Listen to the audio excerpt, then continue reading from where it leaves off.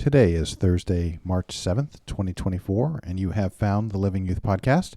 I'm here once again with my broadcast partner and co-host, Mr. Wallace Smith. Mr. Smith, how are we doing this afternoon? Doing really well. Thank you for asking, Mr. Robinson. It's a bit of a crazy day. We're flying out tomorrow, looking forward to TWPs in Chicago and Appleton. So very excited about that. But at the same time, it's made today a bit of a crazy, hectic day. Yep, it has. But always time for our loyal listeners. Always. Most of the time, always time for our loyal listeners. But what are we tackling today?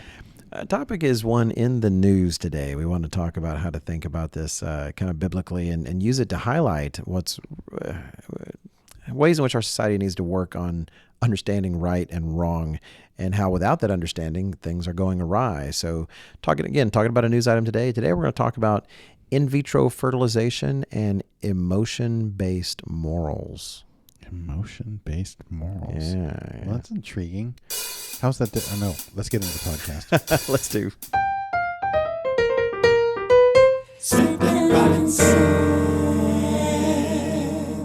Welcome back to the Living Youth Podcast. And you may not be keeping up with the news. I'm not saying broadly not keeping up with the news, but this may seem odd to you where you don't realize it's been a big thing in the news, but it is a big item in the news. It is playing into how politicians are trying to position themselves, especially in the United States on the Republican side of things. Let me summarize for you what has taken place and what's being asked and the questions that have come up and why this is something that if you're thinking biblically, it is so revealing about the state of our country, the state of our leadership, and maybe even our own states in terms of how we decide things and how we take moral positions or don't take moral positions. Because too often, especially younger people, increasingly, it's emotionally done. So, all right, here at the beginning. Back in June 2022, the Supreme Court case Roe v. Wade from 1973 was overturned.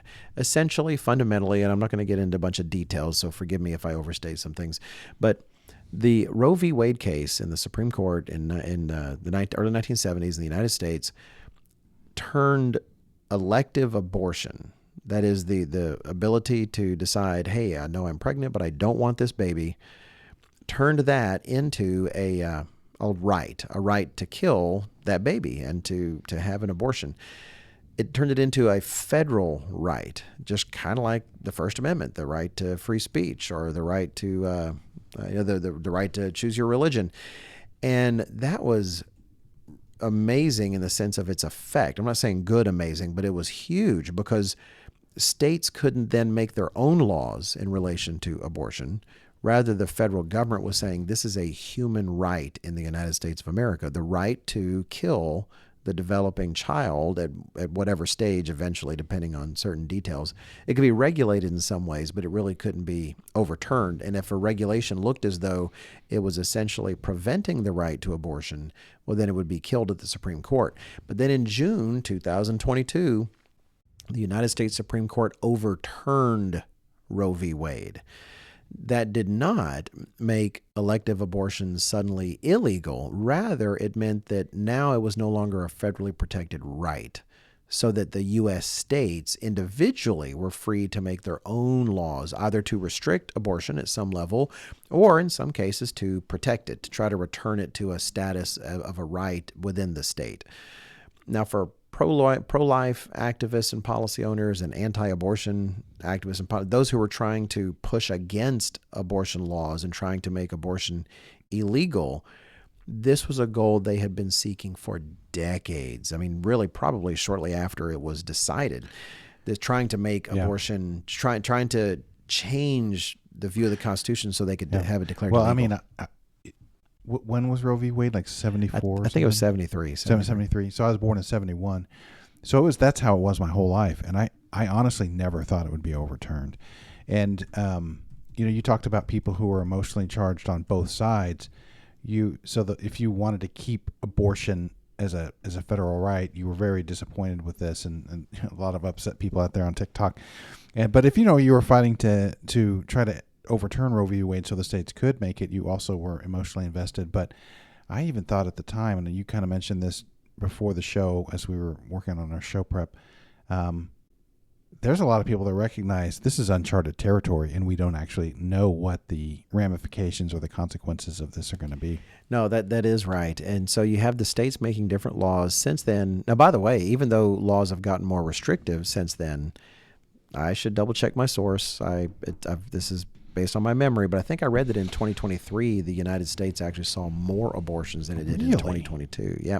I would say, based on marketing principles, it has to do with scarcity. You're worried something's going to go away and you're more likely to act on it. Yeah. But states have done various laws, and we're not trying to give in any particular talking point. Some will say, even if it's going to kill the mother, these states. Well, no, that's actually not the case. Most states have carved out various exceptions, which we'll get into, which is tangentially why some of those might be. But yeah, it's not as dire as some parts have said. But yet some are saying, okay, well, we're going to allow abortion up to 6 weeks of development, or 12 weeks of development, or 15 weeks of just different laws, different states. Some have said, no, we're not going to allow elective abortion at all. When I say elective abortion, I mean just there's no health reasons. It's just simply a couple or a woman saying, I don't want this baby, and so I want to abort it. And it's still extremely contentious. It's interesting. The shoe has kind of changed feet in one way.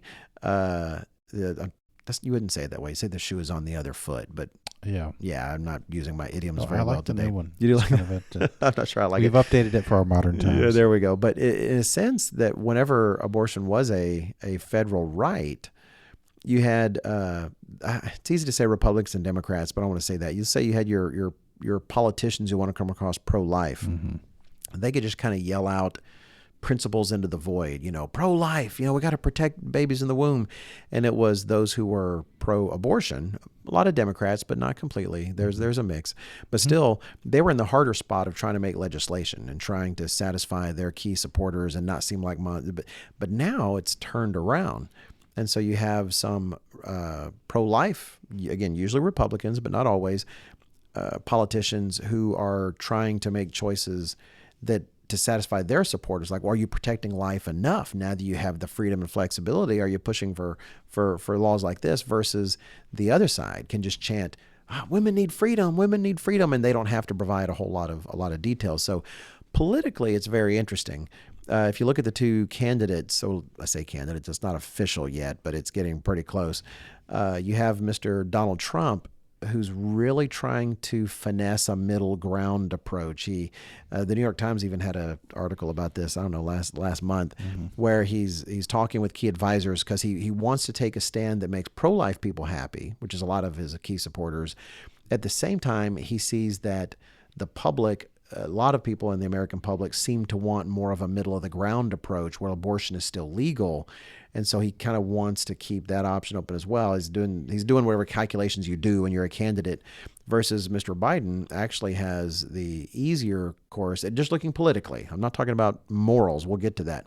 Politically, Mr. Biden is in a position where he can start to make the big things like they're trying to take away a woman's right to choose. And he can be a little more generic and not worry about the detail because he's kind of the defender of some. Anyway, it's interesting. It's interesting politically.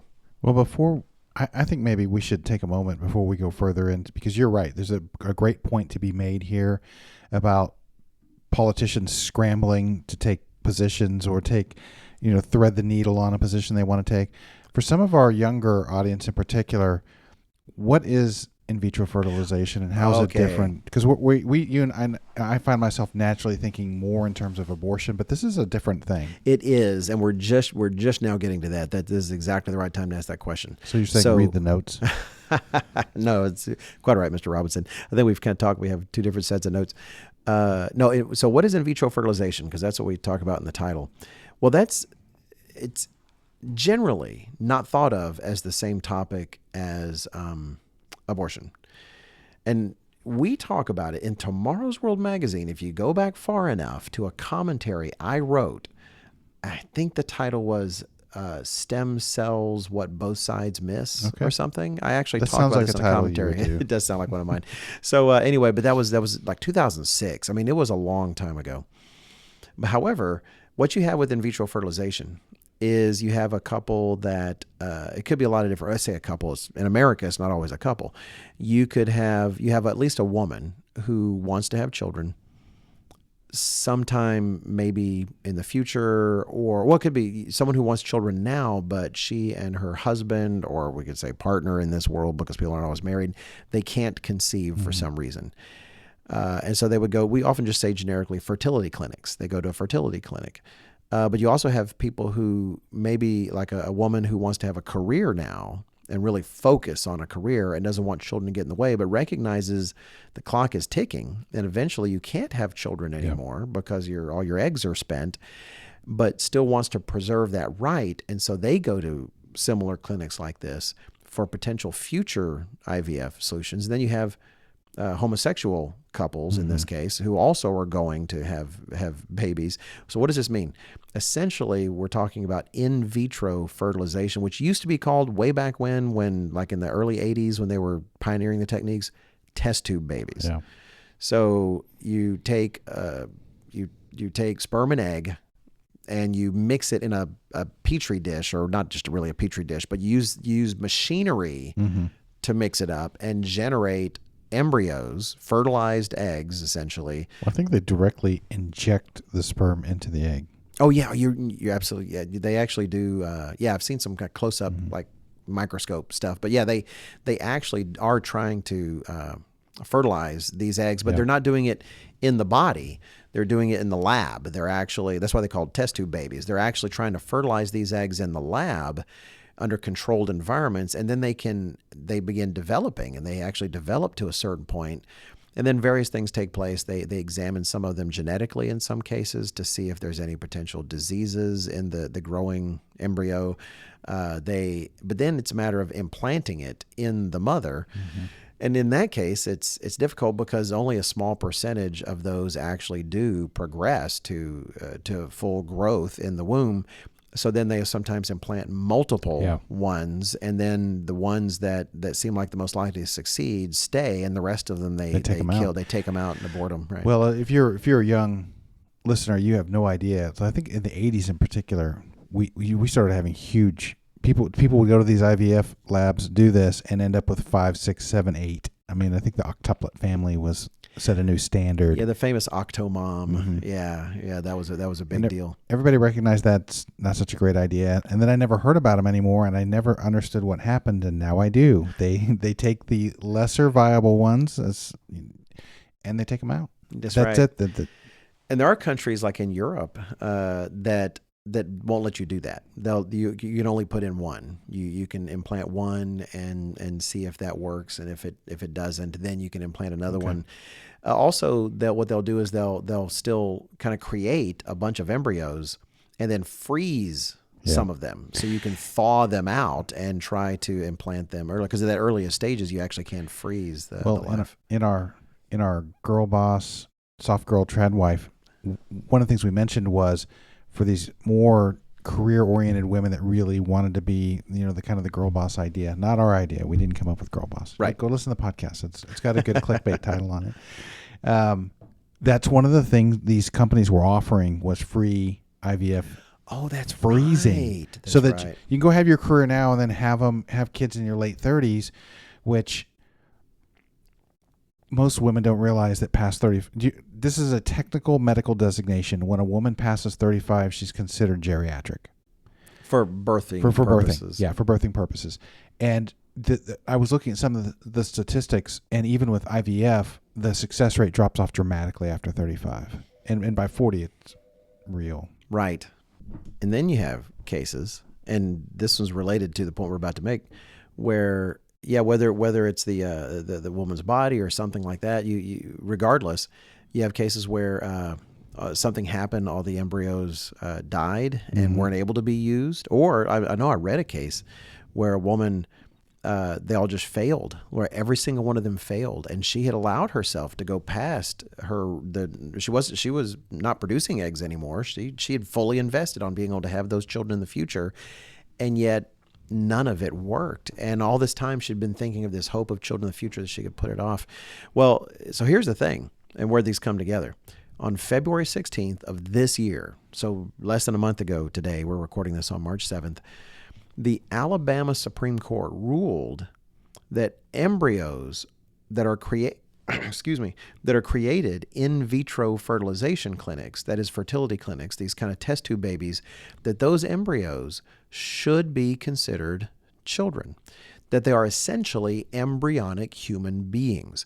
The case, it was rooted in this lawsuit in which someone at a clinic or something had caused some damage to some frozen embryos and killed them. Well, I think all their embryos were accidentally destroyed. Oh, wow. Clinic. Okay. Yeah. Well, there you go. So there was a wrongful death. So the lawsuit included a wrongful death claim. And it went all the way to the Alabama Supreme Court. And the Alabama Supreme Court decided that, yes, indeed, the action did kill some human beings. That is, the embryos were indeed children, simply in an earlier stage of development. A couple of quotes put together as one sentence from their statement, that is the Alabama Supreme Court statement, said this: "The wrongful death of a minor act," which was the act that was being invoked in the lawsuit, "applies to all unborn children regardless of their location, including unborn children who are located outside of a biological uterus at the time they are killed." Because people have been trying, certain politicians have been trying to apply, say, death of a minor act to, say, a baby in the womb, so that if someone, kind of like in the Bible, if a baby is harmed in the womb, there's still serious consequences. Well, their point is, even if this developing child is not in the womb, but is in a freezer somewhere, then yes, this act is still going to apply. Well, that just upended the apple cart, so to speak. And because suddenly all this talk about, abortion is wrong, we need to stop abortion, suddenly all that argumentation, it dawns on everyone, though if they'd read my commentary in 2006, they'd recognize all that commentary applies to in vitro fertilization as well. Right. That is, you're just creating all these embryos, and part of why they freeze something, like some couples have children, and they even when they've had the children all they want, they still leave all these embryos frozen. Like, say, Catholics, for instance, because they do believe that's a life and they can't destroy the life. At the same time, it just stays frozen for eternity or until something happens that, breaks a machine or the material degrades to the point that it's no longer viable. And you might think, that's a good solution. But no, what if that were the solution to abortion, where you just took the developing baby at 1 month or 3 months or 4 months and said, well, we're not going to kill it, but we're going to stick it in a freezer, for the rest of time. So this kind of brought to the fore that these are asking the same kinds of moral questions. It's just that on one hand, you've got Planned Parenthood in an abortion clinic where mainstream Christians will show up with signs and protest, this is wrong, shut this down. But then you've got these other clinics that are helping couples to have children, but at the same time destroying, all these embryos. And are they protesting them? Are they treating them? Well, it brought this question to the fore because not only in Alabama would you have, say, abortion clinics shutting down, but now you've got in vitro fertilization clinics shutting down because they're afraid of wrongful death suits and essentially being held accountable for murder or such. Well, let me read just a brief excerpt from the New York Times article you shared with me, which kind of highlights that right off the top here in their article covering it. And this is an article discussing the Alabama IVF ruling, which, by the way, in case you're wondering, in vitro means, it's Latin for in glass. Oh, test tube. Test tube. So. There you go. And by the way, I'm glad you're going to read it because I'm not sure that I read it. So this highlights two things. Okay. What you said about people taking political positions, and then the kind of the difficult spot it puts Republicans in who let's say were for ending abortion and saying, well, it begins at conception, because quickly, well, then that's what IVF is essentially. So it says, Alabama lawmakers on Wednesday passed legislation to shield. Well, right, that was the other thing. These clinics were shutting down immediately because they didn't want to be liable.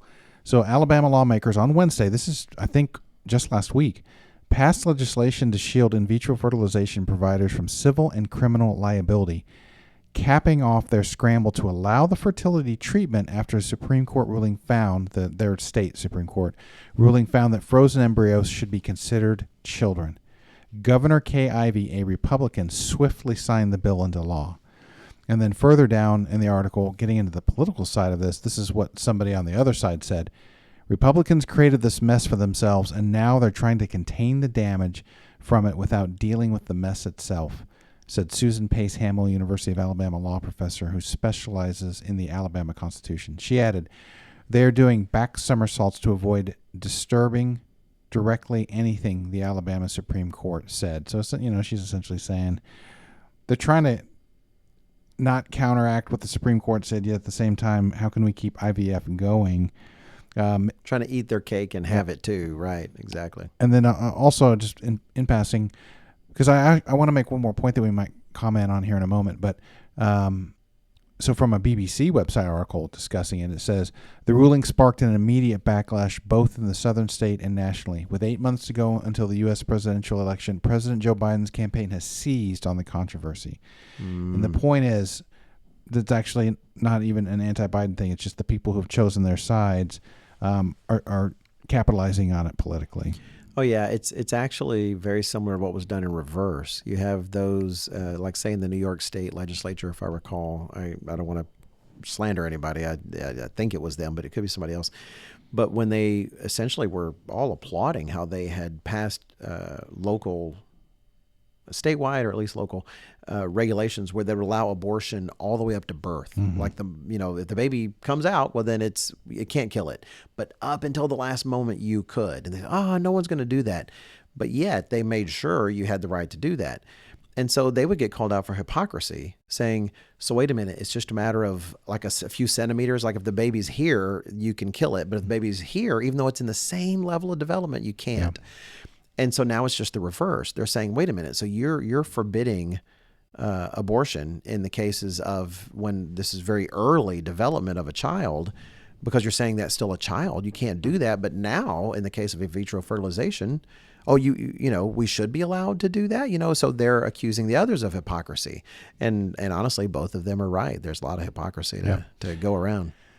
Here's one thing I thought we might address here. I don't know how upfront this is anymore. How far are we into the podcast, Mr. Smith? About 20 minutes or so.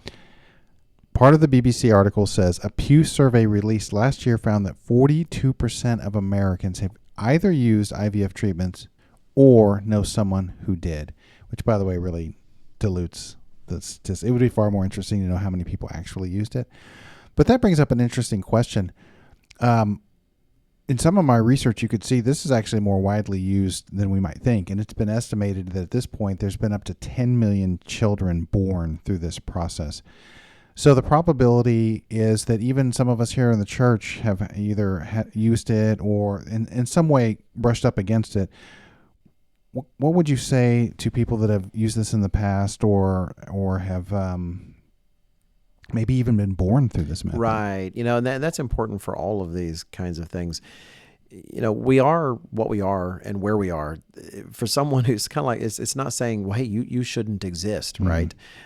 No, that's not the case. There are all sorts of circumstances where the environment that brought a person to be may not be good or right or could be problematic. Like, for instance, there are children who've been born of adulterous affairs, mm-hmm.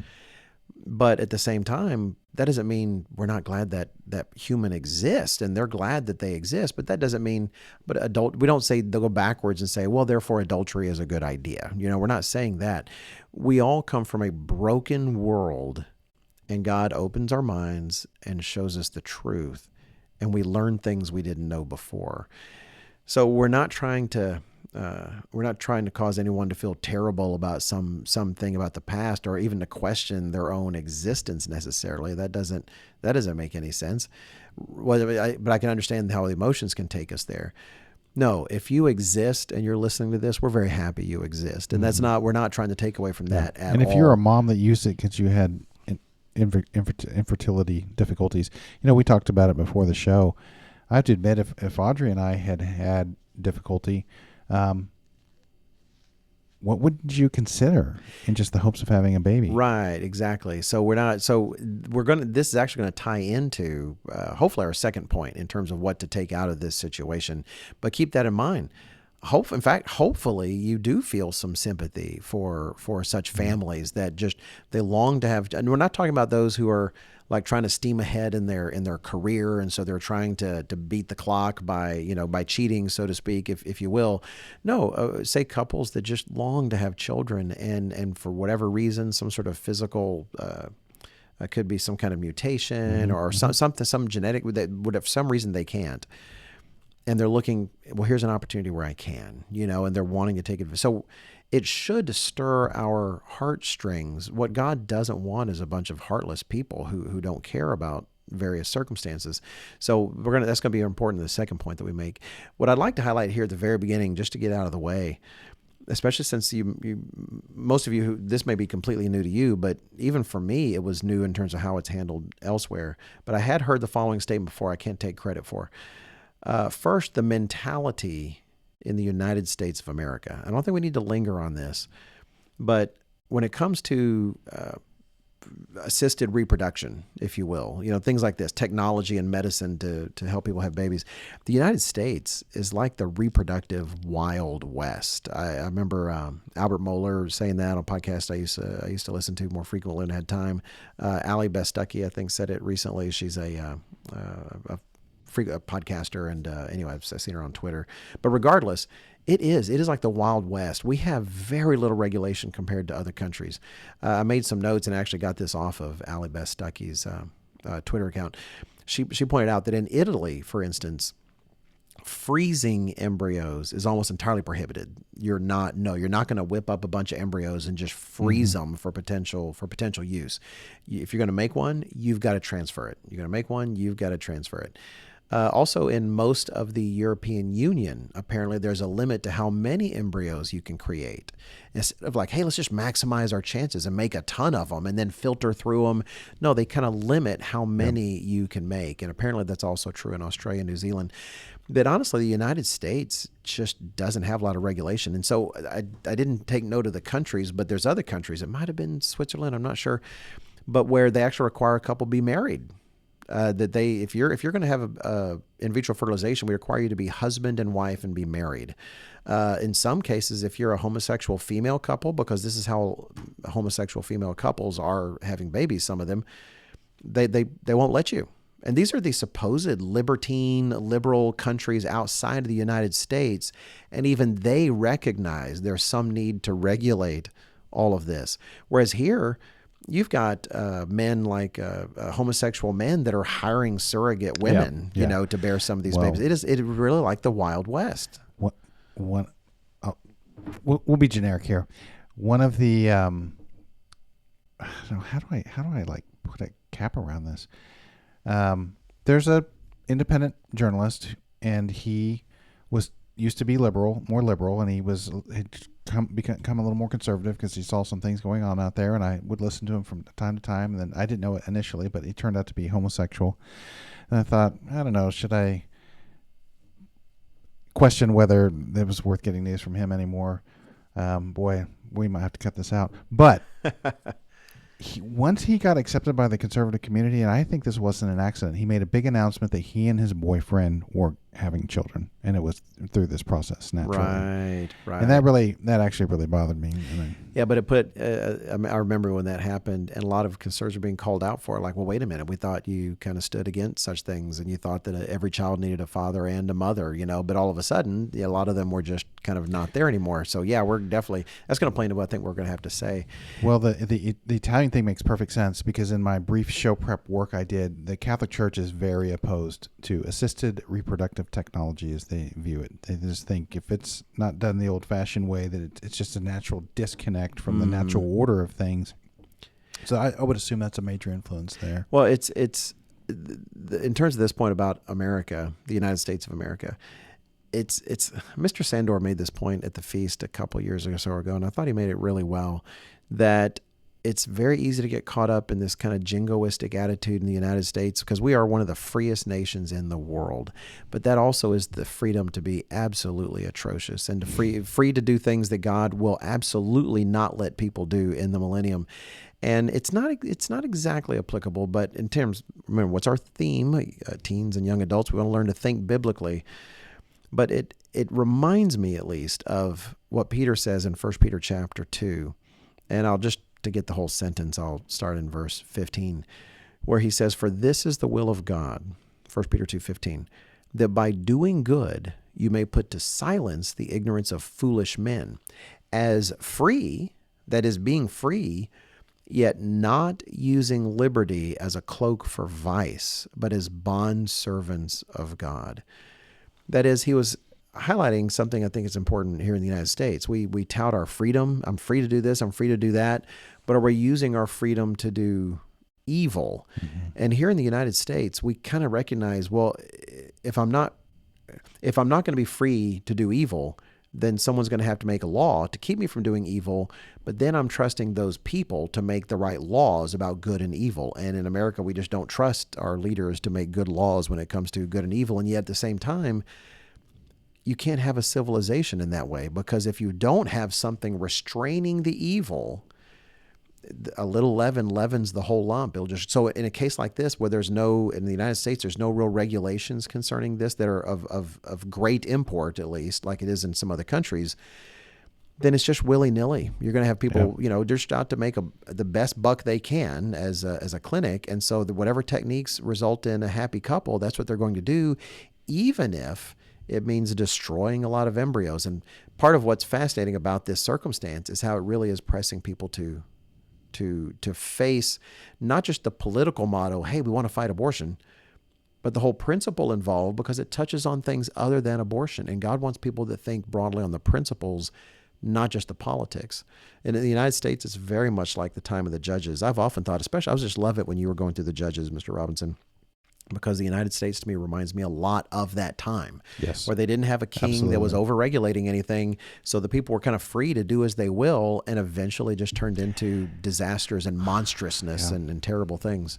I mean, you could argue that, especially the way we've used democracy and the idea of liberalism, which was there, not political liberalism the way you think of it on the left and the right, but right, not kind of leftism, et cetera, but freedom. Freedom. Liberalism in the idea that the founding fathers of the United States thought of as, what does it mean to have a society based on liberty?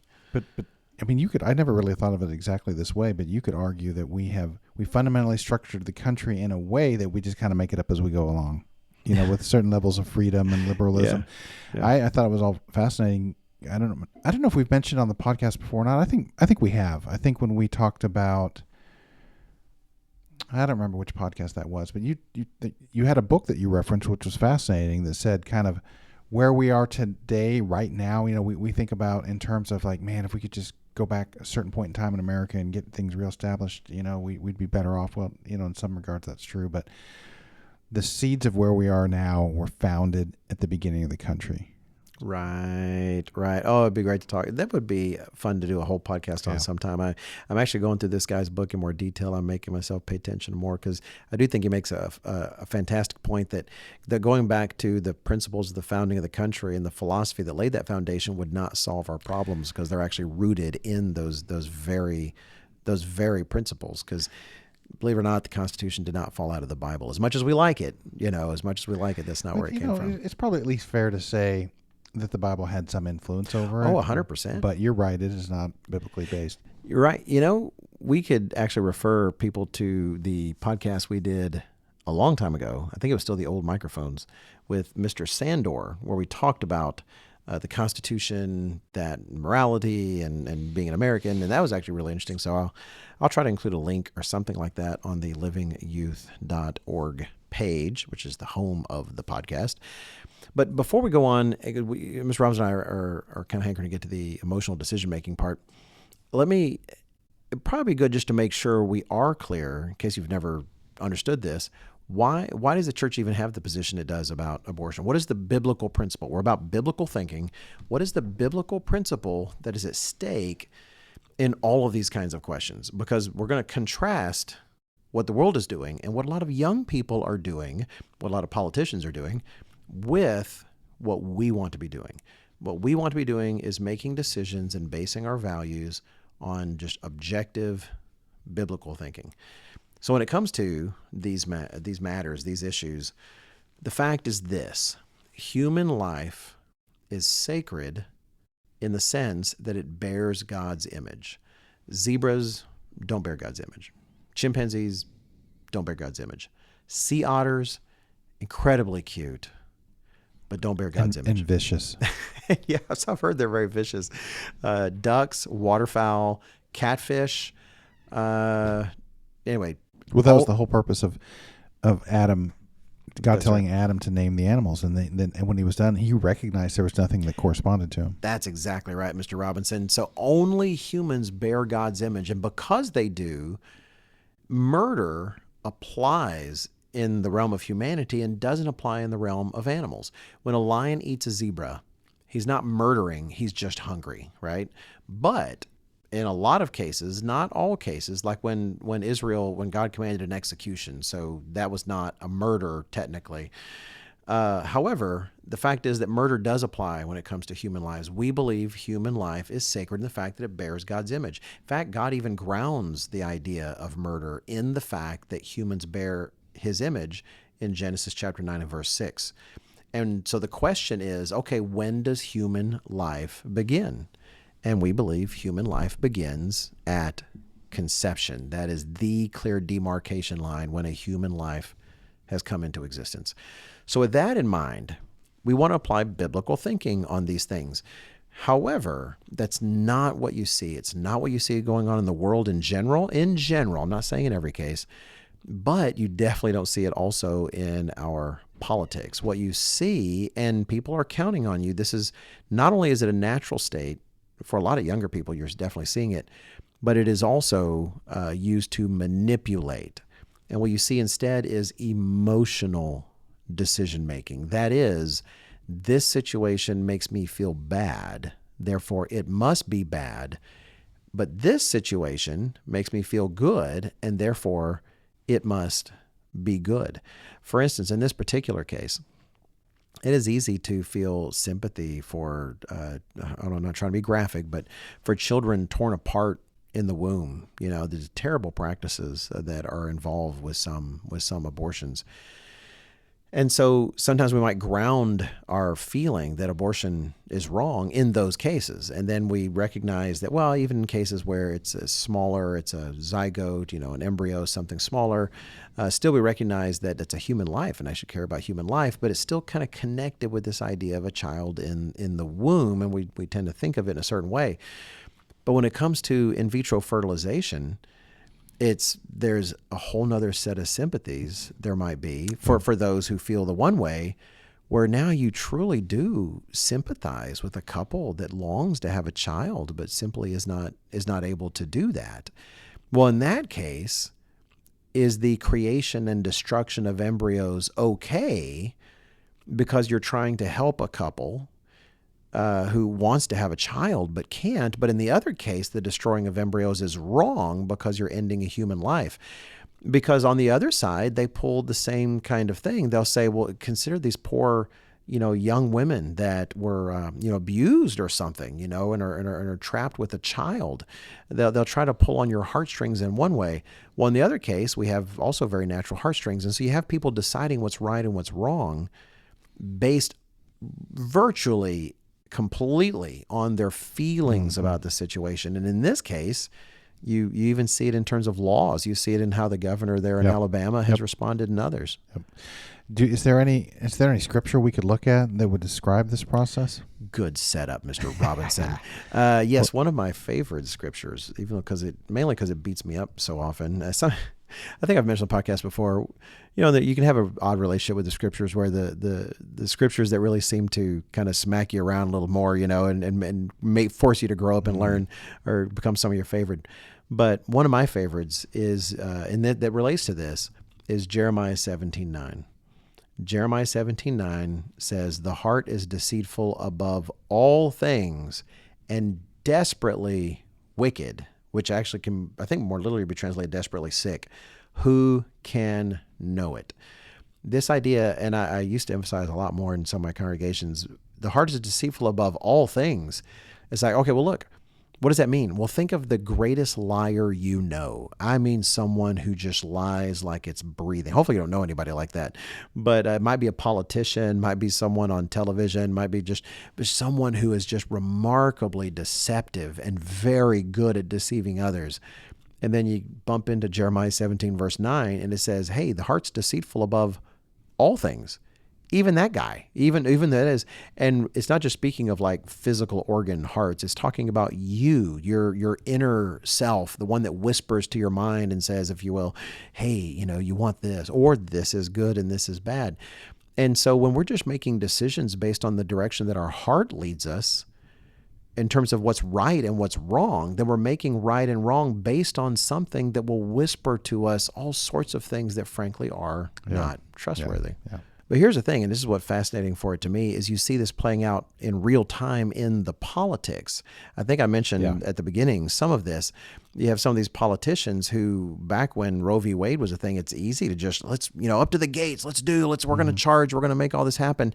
And then suddenly they're in a position where it's like, okay, well, make or break. Do you actually believe in abortion being wrong or not? Well, maybe 15 weeks, 16 weeks. And now they're making the very similar compromises to what the other side was making. Again, I mentioned the New York Times had an article about Mr. Trump, kind of touching base with his advisors, trying to figure out what is a stance that will offend the least number of pro-life people, but at the same time, because he criticized some of the early politicians who were jumping out there and saying, okay, we're free to ban it now, and so we're going to ban it. And then they're getting they're losing elections. And he was highlighting how you're losing elections. You shouldn't be doing that, because he wants to win elections, and we got to make sure ourselves as Christians that we're not buying into that idea of, you got to compromise for a time to be able to win. But then when you win, that is the exact opposite of the way God thinks. Jesus never says, thou shalt compromise for a time until you're winning enough. The moment we do that, we're falling into this political realm that God does not want us to be a part of. I wasn't going to necessarily mention her name, but another example, senatorial candidate Carrie Lake, very popular lady. And I can understand why. She has a fantastic way about her. She just comes across so confidently. But you also see, there was a time she, I believe, and I do need to double check this, but called abortion the ultimate sin, which is like, that's the kind of thing a politician would say. You're trying to really win over those people that are pro-life. So you say that. And now she's like, 15 weeks or so, whatever. That's a good law. That's it's like, well, wait a minute. Well, what happened to the ultimate sin? Well, it's not, ultimate, maybe those in italics or so. You have them trying to fine tune their positions because so much of it is about politics. But that's still kind of emotional setting of values. Why? Because we're sympathetic in the one case, and we should be sympathetic for those couples that are struggling. And if they want to build a family, aren't we pro-family? Yep. Of course. And so therefore you have them, they're navigating an electorate that has various emotions, and they're trying not to step on the emotions, because if they do, they're going to lose their election. Whereas we can't make decisions on what's right or wrong that way. But to me, it highlights that that's exactly the world we're living in which everyone's making decisions that way. And especially for our younger audience, many of your cohorts, if you really pay attention, you'll start to see that's what they're making decisions on. What are their opinions on Israel and Gaza based on? Their emotions that they see concerning the images or the slogans, or whatever the case is. What are their positions on this, positions on that? It's often simply driven by emotions and not the objective value. I think that we should, before we move on, in fact, it might tie into our final point, at least address, like, why are we in a situation here where fertility rates have dropped, where people need to kind of use technology, frankly, to increase the probability that they can conceive and have a child. And I would argue the seeds of this, in a sense, go all the way back to Abraham. God blessed Abraham for his obedience and his faithfulness, and then he promised that later future generations, and we think we understand this in the church, as end time Israel was going to be blessed really beyond what any other nations had seen. I guess that's debatable, but that modern Israelites would be heavily blessed. But as with God, it's not unconditional. There's some things that are tied to it. So here, the United States, England, all these Western nations, the British descendant nations and the U.S. descendant nations, as modern descendants of Israel, well, God put some statutes down for us, and I might mention in Leviticus 26 and verses 3-9, God says, "If you walk in my statutes and keep my commandments and perform them," and He goes on and talks about, "I'll bless you with rain, I'll bless you in all these different ways, and bless you, protect you from your enemies, and these kind of things." And then in verse 9 it says, "For I will look on you favorably and make you fruitful and multiply you and confirm my covenant with you." And I would argue that being fruitful is more than just having lots of kids. It included our tremendous ability to make food here in the United States. But one thing we have to keep in mind with all of this is we're all affected by the nation we live in. Like, we do not control how the United States operates, what we consider right and wrong in any way. And as we have moved so far from what God expected from us, like worse than the nations around us, I think that we could say that at this point, with the pushing of the LGBTQ plus agenda, the pressing of transgenderism in other parts of the world, and some of these other nations have finally started pushing back on that. And so then, as God removes His blessings from us and as the modern descendants of Israel, we're all going to suffer because of that to one degree or another. Our health's probably not what it could be if we were. Well, I know it's not what it could be if we were blessing God in all these different ways, and that would include things like a more difficult time in conceiving, and including where there's some who were never able to conceive. And, and just keep in mind, ancient Israel, when they were in Egypt and God began to act on their behalf, I mean, they were still affected by the first few plagues before God made a distinction. So we don't control the nations we live in, and we are affected directly or indirectly by the sins of our nations, even if we're doing the best we can. Right. There are statements in the Bible that apply. We tend to think of them individually, but they actually apply very broadly in their fullest sense. I think, for instance, of the commandment in Exodus 20, where God says, "Honor your father and mother, that your days may be long upon the land which the eternal your God is giving you." And yet, you can have someone who totally honors their father or mother and dies regrettably young. It doesn't remove the fact that there indeed is an individual element to this. The fact is, if you honor your father and mother properly, you are definitely increasing the odds that you will have a long life. But at the same time, individually, God has plans with us as individuals. However, as a nation, as a kingdom, God was telling Israel, because remember, the 10 Commandments were given to the entire nation at once, that you honor your father and mother. Otherwise, you will be kicked out of this land. This land will vomit you out. And exactly like Mr. Robinson said, if you are in whether Israel or Judah when their time came, and maybe you individually were honoring your father and mother, but guess what? You got kicked out too, because your country was increasingly given over to this. And what Mr. Robinson's pointing out, it is fascinating to me. I wish I had dug up more articles about it or reference about it. No, I've seen it, that scientists are studying, at least in the United States. I don't know if it's global or not. You might know instead, Mr. Robinson. I don't know, but at least in the United States, they're finding that the fertility of men is just plummeting. Yeah. And I don't mean just families having fewer babies. I mean literally the biological fertility, as in the effectiveness of their ability even to conceive children, is dropping. And at least the studies that I saw, they have no idea why. It makes me wonder, is it all the chemicals we put into our water? Is it we don't understand the impacts of certain lifestyles on it in terms of diet, or for that matter, even screen time? Who knows? But there's some variable that's going on, even if it's just God in heaven turning a dial because He's removing this blessing from us, where as a nation, we are becoming less capable of actually creating children, not just by choice, by something that's somehow out of our knowledge we don't understand. And I do wonder if it's just part of a curse. I pulled up some data, Mr. Smith. You did? Oh, I always like data. Okay, so let's see, did they say where it is? So this is perfect. What I'm about to read affects Western countries such as New Zealand, Australia, Europe, and North America. Okay, and since 1973, male sperm counts have dropped 52.4%. 52.4, so to less than half. And since what time? Since what date? What was the comparison? 1973. Wow. So just in 50 years, really. So in 50 years, sperm counts dropping to less than half of what they were.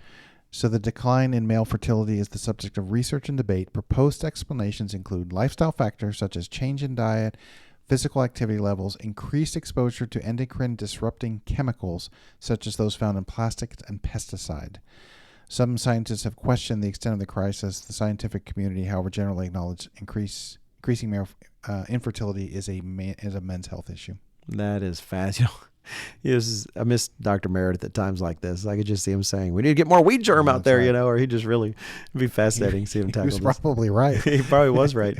So, but yeah, it is fascinating to see this, and so that really does bring us to the last point we want to make about this. I was going to say before we wrap up, but like you pointed out, Summer Notice is going to wrap up very well, so I won't say it out loud. However, the last point we do want to highlight is that part of what you see also with the growth of, and by the way, for growth of clinics like this, I had a data point, Mr. Robinson, that I just found off the cuff. In terms of the growth of the industry, because if it's America, it's an industry of some sort, and so the fertility clinic services industry, the market for that in 2022 was $7.9 billion. Wow. And was projected by this particular institute, what I don't get the name of that, to grow at 13.6% to eventually, by the end of 2028, so just 4 years from now, to be 16.8 billion, and that's like a per year or so kind of growth. So so you're talking about an industry that is billions of dollars, and what is it in general? It's an attempt, well, among other things, broadly as an industry. What do we want to do? What is it seems like Western nations want to do? We experience problems that if only we would turn to God and let Him bless us as a people, He could start implementing large-scale corrections. We could start making choices that produce better results in our lives. And even the things that we can't control, He could come in and control like He promised to do. But we don't want to do that. We want to use science and technology as a substitute for repenting as a people. Yep. And the fact is, eventually, that catches up to you. And especially for these things to advance like this, you have to throw out all these values and not even consider them. How is it that only now are we having this serious discussion about whether an embryo is a human life or not, right? Why? Because we're at this kind of crisis point in civilization as opposed to starting with the value. And one of my favorite phrases from back when I was an actuary, it didn't originate with that. I think it originated with Robert Heinlein, the science fiction writer. I think it's him. But we use it in the actuarial profession a lot, which is TANS-TAFL is the word, TANSTAAFL. It's an abbreviation for initialism for there ain't no such thing as a free lunch. Every lunch costs something, and the bill always comes due. So here we've had this industry that's grown. I think the first test tube baby was 1981. It was a big deal. It was huge. We had this first success. They'd attempted before, but I don't think they worked. But here we had this girl was conceived, through these things, and it's just grown as this industry to where 2028 is expected to be a $16.8 billion industry. But grown out of what? Out of an attempt not to actually turn to a God who opens the womb, who can actually heal us as a people. But now let's just figure out a way for science to fix all this stuff. What a and great therefore, we point. don't have to change. Yeah. Back in this might be specifically the United States, but perhaps more widely. But, back in the 50s and 60s, after we'd won World War II, the sky was the limit as far as America was concerned. And we were going to utilize technology, and it was going to solve a lot of our problems. And we were going to be the Jetsons, and we're all still waiting for our flying cars, right? Our jetpacks. But the irony is, some percentage, and maybe not even insubstantial percentage of the way we've used technology is frankly to try to overcome the consequences of sin. And so, ironically, what we'll learn at the end of the day, as Christ returns, is it would have all been a lot simpler if we'd have just done it the way God told us to, all the way back in Genesis. Oh, absolutely well. And until that time, the world's going to be doing all sorts of crazy, wacky things. So the onus on us, when we're trying to evaluate those things, is not let ourselves be led around by simply our hearts or our feelings or our emotions, or even the confusion of what's legal or illegal, which is the closest substitute to moral or immoral, and that is just terrible in a country like ours.